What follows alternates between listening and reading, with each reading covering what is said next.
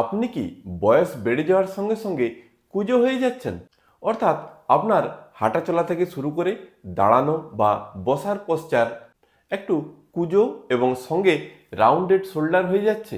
তাহলে এই ভিডিওটি আপনার জন্য খুবই গুরুত্বপূর্ণ। Hello, welcome. আমি তমাল নাগ, একজন ফিজিওথেরাপিস্ট। আমি আজকে আপনাদের দেখাবো কিছু সহজ ব্যায়াম, যেগুলো নিয়মিত অভ্যাস করলে আপনি আপনার কুঁজো পশ্চারকে বাড়িতে খুব সহজেই কারেকশন করতে পারবেন। আমাদের স্পাইন যখন একটু কুঁজো হয়ে যায়, তখন আমাদের যে থোরাসিক স্পাইন থাকে সেই জায়গায় কার্ভেচার একটু নর্মালের থেকে বেড়ে যায়। এটি মূলত দুটি কারণে হতে পারে: ব্যাড হ্যাবিটস এবং ব্যাড পশ্চার। অর্থাৎ আমরা যদি কোনো ইলেকট্রনিক্স ডিভাইস একটি খারাপ পশ্চারে থেকে দীর্ঘ সময় ধরে দেখি, বা আমাদের বসা বা দাঁড়ানোর পশ্চার একটু সামনের দিকে ঝুঁকে এবং শোল্ডার জয়েন্টগুলি একটু রাউন্ডেড করে থাকার অভ্যাস হয়ে থাকে, তাহলে আমাদের সামনে যে পেক্টোরাল মাসল থাকে সেগুলো একটু টাইট হয়ে যায়, ফলে রাউন্ডেড শোল্ডারও হয় এবং পিঠের যে ব্যাক মাসল থাকে সেটি কিছুটা স্প্যাজমের কারণে স্টিফ হয়ে যায়। সুতরাং আমাদের পেক্টোরাল মাসলের টাইটনেস কমানোর জন্য প্রথম যে ব্যায়ামটি করবেন, আপনি এভাবে কোনো দেওয়ালে ঠেস দিয়ে দাঁড়াবেন। এরপর দুটি হাত মাথার পিছনে রাখবেন। এরপর দুটি কনুইকে দেওয়ালে ঠেকানোর চেষ্টা করবেন। 10 থেকে 15 সেকেন্ড হোল্ড করে থাকবেন। এরপর ধীরে ধীরে ছেড়ে দেবেন। আবার দুটি কনুইকে দেওয়ালে ঠেকানোর চেষ্টা করবেন।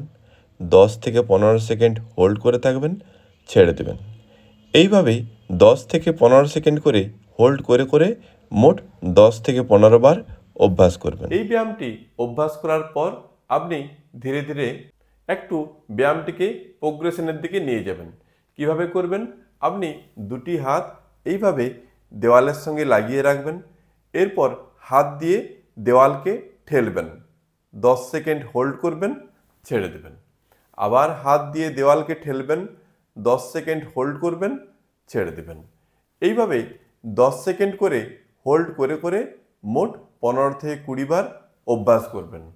আমাদের পিঠের স্টিফনেসকে কমানোর জন্য এবং স্পাইনের মোবিলিটি কিছুটা বাড়ানোর জন্য দ্বিতীয় ব্যায়াম যেটি করবেন, একটি ফোম রোল নেবেন বা একটি পিভিসি পাইপ নেবেন, তার উপর একটু টাওয়েল রোল করে এরকম একটি রোল বানাবেন। এরপর চিত হয়ে এভাবে শুবেন, দুটি হাঁটুকে ভাঁজ করবেন। এরপর রোলটিকে ঠিক পিঠের নিচে এভাবে রাখবেন। এরপর ধীরে ধীরে রোলটিকে গোটা পিঠ জুড়ে আপনি রোল করার চেষ্টা করবেন। অর্থাৎ পিঠকে এভাবে ধীরে ধীরে ম্যাসেজের মতো করার চেষ্টা করবেন। এতেই আপনার স্পাইনের ফ্লেক্সিবিলিটিও কিছুটা বাড়বে এবং ব্যাক মাসেলের স্টিফনেসও কিছুটা কম হবে। এইভাবে মোট 1 থেকে 1.5 মিনিট আপনি অভ্যাস করার চেষ্টা করবেন।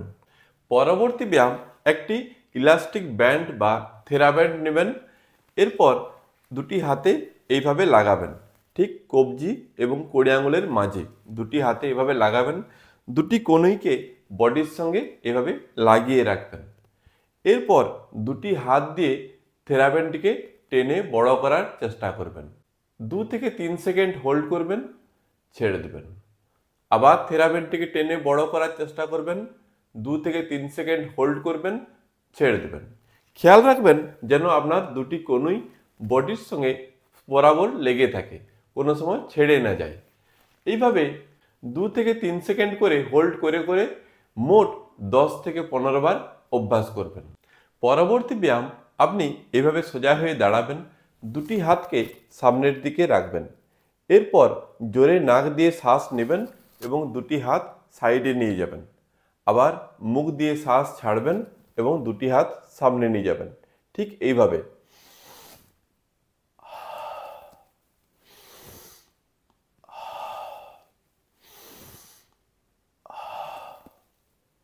এইভাবে মোট 20 বার অভ্যাস করবেন। পরবর্তী ব্যায়াম, আপনি এরকম একটি স্টিক নেবেন। এরপর স্টিকটির দু সাইডে এইভাবে ধরবেন। এরপর নাক দিয়ে জোরে শ্বাস নেবেন এবং স্টিকটি উপরের দিকে তুলবেন। আবার মুখ দিয়ে শ্বাস ছাড়বেন তখন স্টিকটি নিচের দিকে নামাবেন। ঠিক এইভাবে।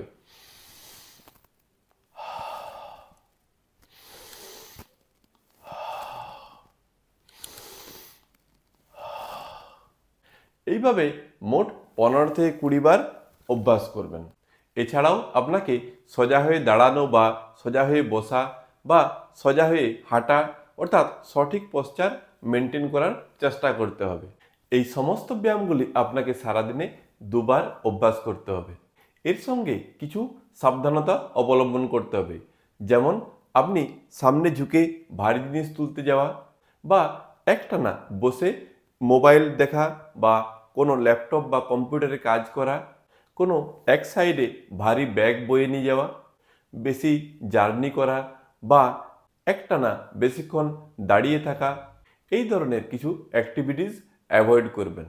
আপনি যদি মোবাইল ব্যবহার করেন তাহলে ঠিক মাথা সোজা করে ব্যবহার করবেন এবং ল্যাপটপ বা কম্পিউটারে কাজ করলেও আপনার মাথাকে ঠিকঠাক সোজা করে রেখে এবং টেবিলকে একটু হাইটে তুলে ব্যবহার করতে পারেন। অর্থাৎ ঠিকঠাক আর্গোনমিক্স মেনে আপনাকে ব্যবহার করতে হবে। এই ধরনের ব্যায়ামের নিয়মিত ভিডিওর আপডেট পেতে আপনি আমার এই চ্যানেলটি সাবস্ক্রাইব করুন। তবে আপনার সমস্যা যদি অতিরিক্ত থেকে থাকে তাহলে নিকটবর্তী কোনো ডাক্তারবাবুর পরামর্শ নিন বা কোনো কোয়ালিফাইড ফিজিওথেরাপিস্টের কাছে যেতে পারেন। সেখানে বিভিন্ন ধরনের আধুনিক প্রযুক্তির ফিজিওথেরাপি মোডালিটিস আছে এবং বিভিন্ন ধরনের ফিজিওথেরাপি টেকনিক্স আছে, যার দ্বারা আপনার সমস্যার দ্রুত সমাধান সম্ভব। ভিডিওটি শেষ পর্যন্ত দেখার জন্য ধন্যবাদ। সুস্থ থাকবেন, ভালো থাকবেন।